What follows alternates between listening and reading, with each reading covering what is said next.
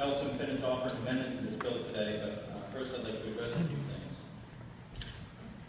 This legislation would have extended the New Markets Capital Investment Program, a relatively new tax credit program that during the 3 years of its life has been largely responsible for saving about 350 good union jobs at the Woodland Pulp Mill in Washington County, and another 80 new jobs at the St. Croix Tissue Mill in Baileyville that will keep the pulp mill operating for long into the future. It was also partially responsible for creating 60 new jobs at a wound dressing plant on the former Brunswick Naval Air Station, among other many significant projects that were more or less successes. I'd also include the Quaddy Shoe Company in Moose Norman that's once again employing shoemakers in that community. But this program is also used as a last-ditch effort to keep the former Great Northern Paper Mill from going under, an effort that public officials in both parties in this legislature and in the Chief Executive's office who've been working on that project for over 20 years.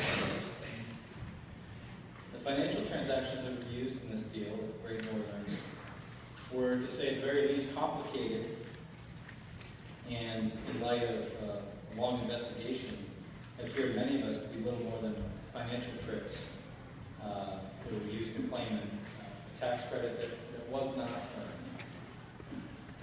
Nevertheless, the New Markets program did help manage to keep the mill operating for several months, perhaps longer than anyone expected.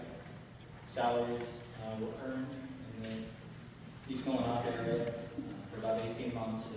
And with all certainty, those jobs wouldn't have been there without the New Markets credit.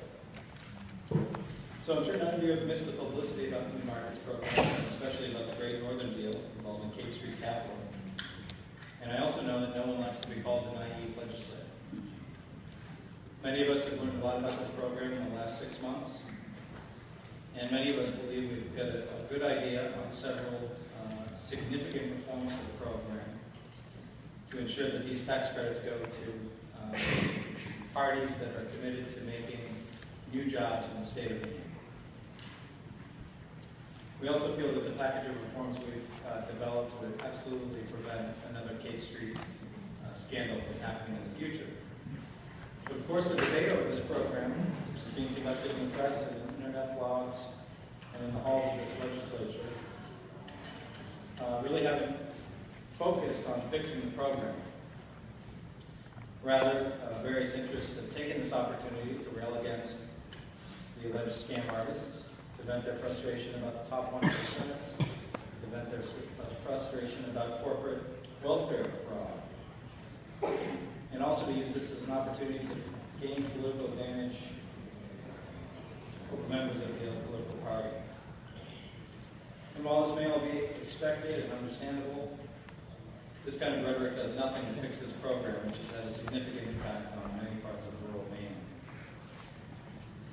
So as I said, I intended to offer an amendment that would, in the end, actually not extend the program into the future, but would have included several significant reforms that would prevent another Kate Street Capital from doing that same thing again. But in the end, I'm not going to offer that amendment. After many discussions with members of both houses and both parties and other interests, I'm feeling like there's less interest in reaching a reasonable compromise or in passing a good policy. I don't want this bill to be used for any further demagoguery or partisan advantage. I think the best course of action, Mr. President, then, is to commit this bill and all of its accompanying papers to the Committee on Taxation. And that's my formal motion. Thank you very much. Senator from D-Androscoggin, Senator Libby has moved this item be committed back to the Taxation Committee. The Chair recognizes Senator R-Penobscot and Senator Cushing. Thank you, Mr. President. Mr. President, ladies and gentlemen of the Senate, I rise today to encourage your support of the pending motion.